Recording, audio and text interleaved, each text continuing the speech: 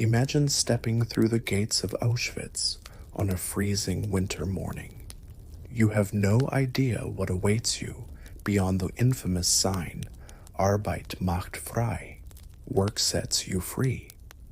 You think you are going to a labor camp, perhaps for the duration of the war, but in reality, you have just entered one of the most efficient killing machines in human history. And the truth is harsh. The chances of surviving even a single day here were terrifyingly slim. This series will take you through the brutal reality of Auschwitz and why survival was almost impossible. Your journey to Auschwitz begins long before you see the camp. You have been crammed into a cattle car, a wooden box meant for livestock, not people. The train ride lasts days, sometimes a week, with no seats, no windows, and no toilets. You are packed in with 80 to 100 other people standing shoulder to shoulder. The air is suffocating, the stench unbearable. There is no food, no water, only a bucket in the corner for human waste. People collapse. Children cry until they have no voice left. Some die before the train even reaches its destination, their bodies lying on the floor among the living. When the doors finally slam open, daylight blinds you. Dogs bark. Orders are shouted in German. You stumble out, weak, thirsty, confused. Ahead, you see barbed wire fences, guard towers, men in gray and black uniforms carrying rifles. The cold hits you like a wall, or the heat, depending on the season. But before you can gather your thoughts, the selection begins. An SS officer, often with a casual gesture of the hand, decides your fate. Left or right. One direction means temporary survival, forced labor in the camp. The other means death in the gas chambers within hours. There is no time to plead, no explanation. If you are young, strong-looking, and not visibly sick, you might be sent to the camp. If you are elderly, pregnant, disabled, or a child, you will be sent straight to your death. Entire families are ripped apart in seconds. You watch mothers clinging to their children, refusing to let go, until soldiers tear them apart by force. You are lucky, if such a word can apply here. You are chosen for labor. But luck is a cruel illusion in Auschwitz. You are ordered to strip naked in front of strangers. Every belonging you carried, money, jewelry, family photographs, is taken away. You will never see them again. You are shaved from head to toe. The humiliation is deliberate, a way to break your spirit. Then comes the tattoo, a number inked into your flesh. You are no longer a name, only a number. Your identity, your humanity, is stripped away, piece by piece. Clothing is issued, a striped uniform, often filthy and crawling with lice, and wooden clogs that blister your feet. No socks, no underwear, no protection from the freezing cold or the scorching heat. Your shoes are too big or too small, but there is no choice. By the time the process is over, you feel hollow. Everything you knew about dignity, comfort, and safety has been shattered. You are marched to the barracks, where the reality of your new life hits you. The stench of sweat, sickness, and death hangs heavy in the air. The barracks are overcrowded, with hundreds crammed into spaces meant for a fraction of that number. You get a wooden plank or a thin straw mattress shared with 2 or 3 others. Blankets are scarce, the nights are freezing, sleep is almost impossible with the rats and insects crawling over you. Even at this first stage, your chances are slim. You are exhausted from the train ride, dehydrated, starved, and now emotionally broken. Disease spreads quickly in these conditions. Typhus, dysentery, tuberculosis, they kill more prisoners than bullets do. You hear coughing all night, smell sickness everywhere. You realize quickly that every breath of this air carries death. Tomorrow, the real ordeal begins. Forced labor from dawn until nightfall, on a diet so meager it barely sustains life. You will be beaten for working too slowly, for looking the wrong way, or for no reason at all. You will watch people collapse and never get up again. The first night in Auschwitz feels endless. You lie on a wooden plank, squeezed against two strangers who reek of sweat and fear. The air is thick and hard to breathe. You hear coughing, moaning, the muffled sobs of people trying not to cry. Sleep comes in broken fragments, stolen between the shouts of guards and the sound of boots stomping outside. And then, before dawn, it begins. A siren wails in the darkness, sharp and merciless. Orders echo through the camp in harsh German. You scramble out of the barracks into the freezing air. There is no time to gather yourself. You line up in rows on the gravel, barefoot or in wooden clogs that bite into your skin. The cold cuts through your thin striped uniform like knives. If it's winter, frost burns your skin. If summer, the heat will soon scorch you. Roll call. It can last for hours. You stand motionless while guards pace between the rows, barking commands, counting and recounting. If the numbers don't add up, everyone waits until they do. Sometimes, a prisoner collapses from exhaustion or sickness. There is no mercy. If you fall, you are beaten, sometimes shot on the spot. Others are dragged away and never seen again. When the count is finally correct, work begins. If you were sent to Auschwitz I, you might be assigned to kitchen duty, factory labor, or building roads. If you are in Auschwitz II-Birkenau, the tasks are harsher. You might carry bricks for hours, dig ditches in frozen ground, or haul heavy stones from one pointless place to another. The work is designed to break you. It is not about efficiency. It is about destruction through labor. The pace is brutal. Guards patrol with whips, ready to strike at the slightest sign of weakness. Capos, prisoner overseers, are often even more ruthless, desperate to keep their own positions. You move until your muscles scream, until your lungs burn, until your body feels like it might shatter. Stopping is not an option. Those who slow down are beaten. Those who cannot go on are left to die where they fall. By midday, you feel hollow with hunger. The food is barely enough to sustain life. A thin slice of bread, a piece of margarine, maybe a scrap of sausage or watery soup.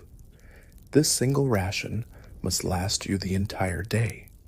The bread is often moldy, the soup little more than warm water with a few floating vegetables.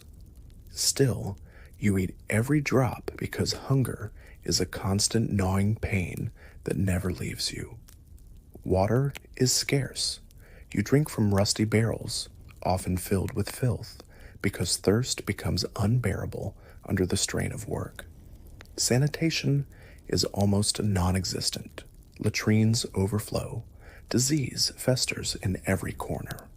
Lice crawl on your skin, in your hair, in your clothes. Typhus, dysentery, and tuberculosis spread like wildfire. If sickness doesn't kill you, the conditions might. Every sense is assaulted. The smell of burning flesh from the crematoria hangs heavy in the air. At first, you don't understand what it is. Then you realize. The columns of smoke rising in the distance come from bodies, thousands of them, reduced to ash. You hear rumors from other prisoners, whispers about gas chambers disguised as showers. You don't want to believe it, but deep down, you know it's true. By evening, your body feels like it no longer belongs to you. Your hands bleed from blisters. Your feet are raw from the wooden clogs. Every step sends a shock of pain up your legs. You are hungry, filthy, freezing, and exhausted beyond words. When you return to the barracks, there is no comfort waiting. The same stench, the same overcrowding, the same thin plank where you share space with strangers. The guards remind you with every glance that your life means nothing. Death is everywhere, in the eyes of those around you, in the limp bodies carried out each day, in the smoke that never stops rising. You realize the truth most prisoners learn quickly. Survival here is not about strength alone. It is about luck, cunning, and a will that refuses to break, even as everything around you tries to crush it. Days in Auschwitz blur together. The routine is relentless, an endless cycle of roll calls, forced labor, and hunger that gnaws deeper with every passing hour. Time loses meaning here. The sun rises and sets, but you barely notice. There are no weekends, no moments of rest, only survival measured in minutes and hours. The mornings always begin the same way. The sirens wail, the scramble from the bunks, the freezing or suffocating air, and the long, punishing roll call. Sometimes it lasts for hours. If someone is missing, the entire camp is punished. Everyone stands motionless, even if snow falls on bare heads or the sun burns skin raw. Men collapse from weakness, their bodies too starved to endure. They are beaten where they fall or left lying in the dirt until the count is complete. When work begins, your muscles scream in protest, but you move because to stop is death. You haul stones, dig trenches, carry rails, or push heavy carts over uneven ground. The tasks are pointless, designed not to build, but to destroy the human spirit. You do this while your stomach is empty, your strength fading with every hour. Hunger is a living thing inside you now, a constant ache that no amount of thin soup or crust of bread can silence. At midday, the ration arrives, a watery soup ladled into a tin, sometimes with a few potato skins or scraps of turnip floating inside. It is hot, and for a moment it feels like life. You cling to that moment because you know it will not last. The bread is saved for later, divided into tiny bites, because you fear the hunger of the night. You've learned that those who eat their bread too soon suffer most when darkness falls. Disease spreads like fire through the camp. Lice infest everything, your skin, your clothes, the straw you sleep on. Their bites itch until you bleed. Typhus kills without warning, leaving bodies curled on the floor, fever burning through their frail frames. Dysentery weakens the strongest among you. There is no medicine, no real care. If you fall ill, you are sent to the infirmary, but everyone knows what that means. Few come back. Most are sent to the gas chambers under the pretense of treatment. You begin to notice how people change. The living here are shadows of who they were. Faces are hollow, eyes sunk deep into skulls. Men who once stood tall now stoop under invisible weight. Words grow scarce. Conversations fade into silence because speaking takes energy no one has.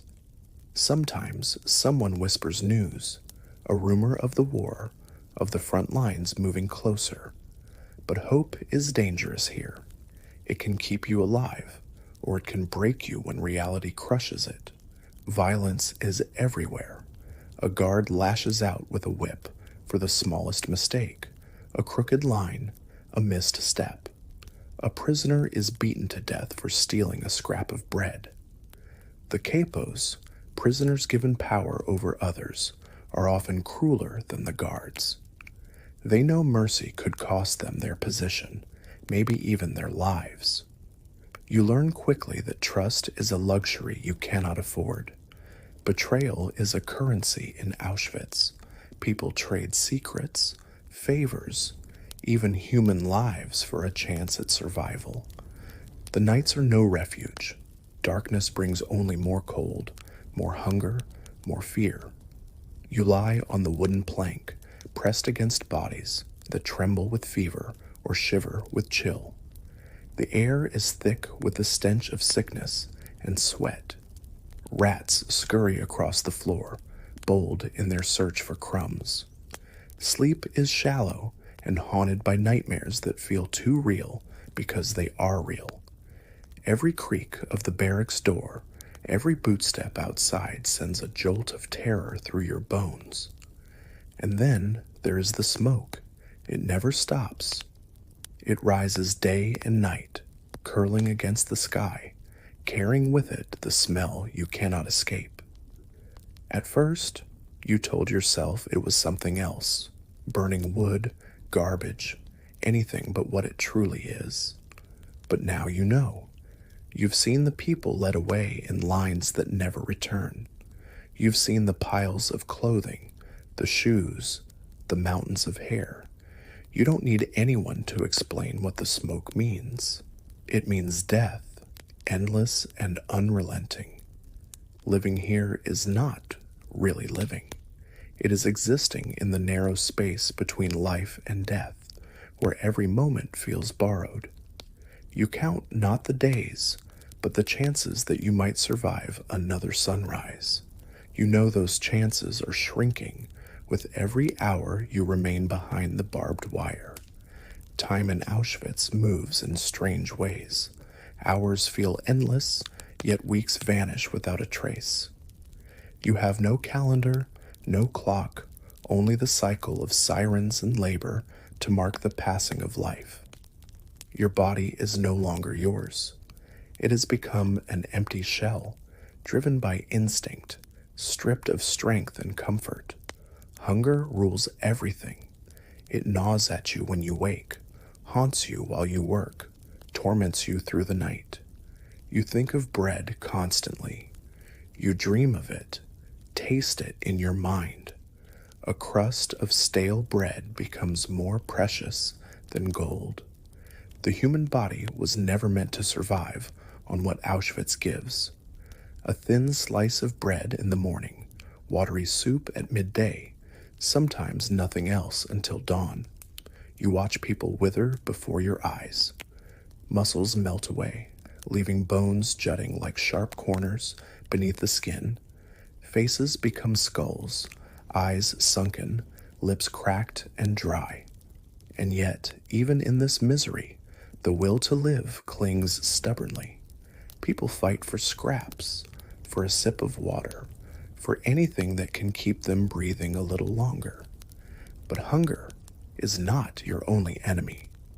The cold pierces you like knives in winter, while in summer the sun beats down until the ground burns your feet through the thin soles of your clogs. There is no relief, no shade, no warmth, only extremes that punish the body day after day. When it rains, the barracks flood.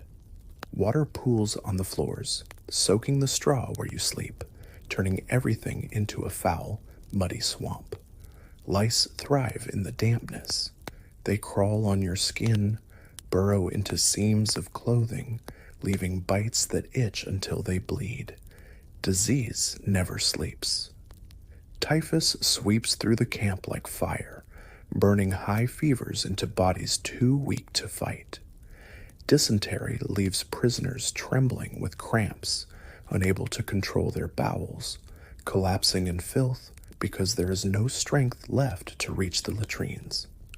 The smell of sickness becomes part of the air, clinging to everything and everyone. If you fall ill, you know what that means. The infirmary is not a sanctuary. It is a death sentence. You have seen people led there, and never return. You have seen their bunks emptied before the straw has even cooled. Violence remains constant. A misstep, a glance at the wrong time, even a breath taken in the wrong moment can bring a blow. Guards strike without warning, with fists, with whips, with rifle butts. Some do it for control, others for pleasure. The capos, prisoners turned overseers, are often worse. They beat those who falter, desperate to prove their loyalty to their masters, desperate to save themselves from the same fate as those they strike. You learn to move without drawing attention, to work without pause, to keep your head down and your voice silent. Death surrounds you. It becomes part of the landscape, part of the rhythm of the camp. You step over bodies on the way to roll call, men who simply did not wake. You see them carried to piles near the crematoria, stripped of what little they had, reduced to nameless shapes, waiting to vanish into smoke. At first, you feel horror. Then numbness settles in. You stop counting the dead because there are too many. You stop asking names because they no longer matter here. In Auschwitz, identity is erased long before life is taken. And yet, somewhere deep inside, a spark remains. It is fragile, flickering in the darkness, but it refuses to die. Perhaps it is the memory of a voice, a face, a promise you once made. Perhaps it is something more primitive, the sheer instinct to survive no matter the cost. That spark drives you to endure another hour, another day.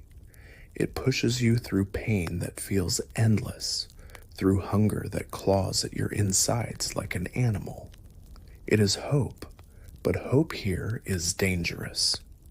It lifts you only to crush you when reality reminds you of the truth. Few leave Auschwitz alive. Night falls again, heavy and merciless. You return to the barracks with limbs that feel carved from stone, every joint screaming with pain. The plank where you sleep is as hard as ever, the straw damp and foul. You press against others, sharing what little warmth exists, knowing that any one of you might be gone by morning. Around you, whispers rise in the darkness, snatches of prayer, murmurs of names, fragments of memories spoken like charms against the void.